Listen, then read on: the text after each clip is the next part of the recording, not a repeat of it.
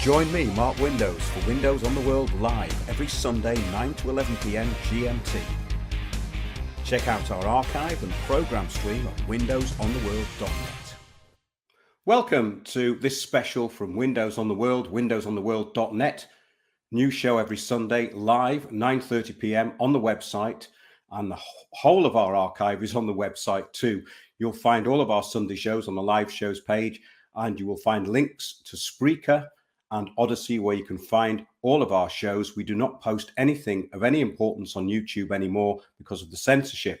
Today we're going to be doing a follow-up to a fascinating interview about Australian historian Frederick Slater, who's been basically written out of history, and we like the people who are written out of history because they are often the best people to listen to.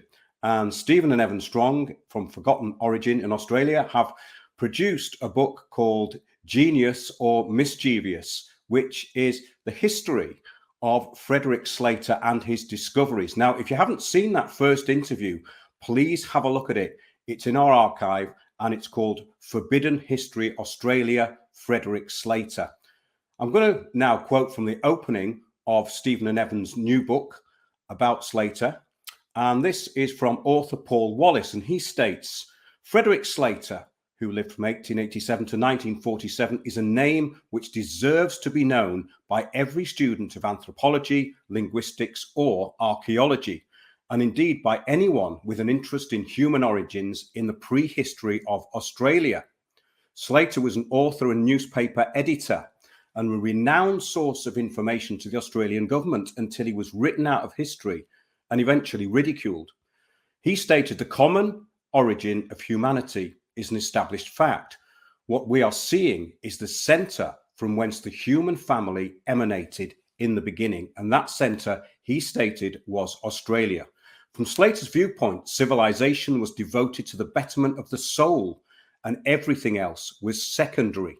He believed that man, in the beginning of time, had a higher sense of duty to man and the development of life, which to him was the soul, more than can be found in the cultured nations of 2,000 years ago or the nations of today. And most importantly, that there was a global form of communication which relied on pictures and words. In this show, we will cover the life of Frederick Slater, and we are going to have a revelation of those first 10 words of the first language, which was the language which allegedly went around the world.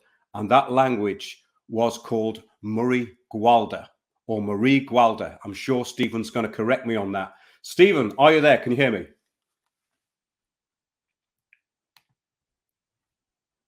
Now that I've unmuted myself, you can probably hear me. I was waiting for you to do that. Murray Gwalda is very clear. That's exactly right. So you Great. did a good job on that. And I know that people overseas always have a lot of issues with the original language. Yes, Slater, I find interesting because of one thing. We're talking about the 1930s, and we're talking about a gentleman that says that we measure civilization not by the size of the bomb that you can create or the size of the bank balance or how much gold you store in Fort Knox, but it's all based around the soul. And he believed that this language, which was an integral part of a time when civilization was at its highest, what he means by that is that everything was devoted to spiritual concerns.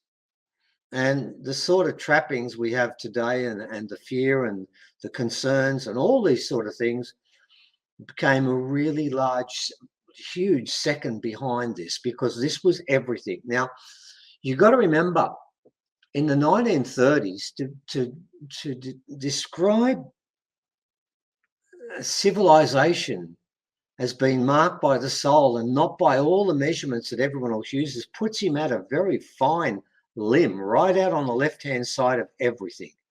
He's really saying that he's found a language, and we can add to it.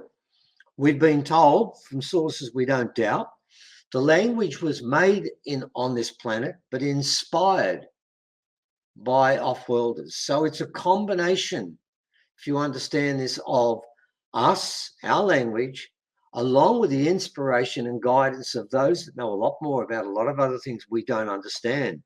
It's the best of both worlds. Now, they called it soul language because this language, it's not, I've got to make this point.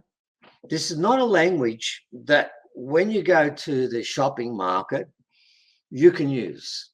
I've got to make it's not a language like that. It's a language about spirituality, about the soul, and it's a language in ceremony and ritual. So what we've got to understand, and I'm going to make this very clear when I do share the 10 main words to begin with, and we'll start to talk about how this language came together. You need to understand, if you are going to write down these words, which you're quite welcome to do because it's going to be in the second book, all of it.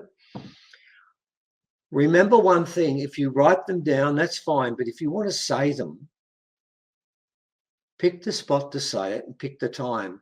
Remember, it's supposed to be, and it is, a language that addresses the soul, the spirit, and links you in to an extent. I mean, I know what Slater said about this. He said, the reason why he called it the language and spirit and soul is because when you're speaking, he claims the spirits can hear what you're saying and listen to you. That being the case, it's probably not the best idea to use it while you're watching a football match, which I'll be watching later on tonight. It's best to be used when you're out in the country, somewhere on your own, or doing ceremony, and then it will have an impact. So I've got to make that point when we start. This language is a language that was used at a time when the most important aspect of everything was the spirit, the soul, the creator. And that was what we were focused on.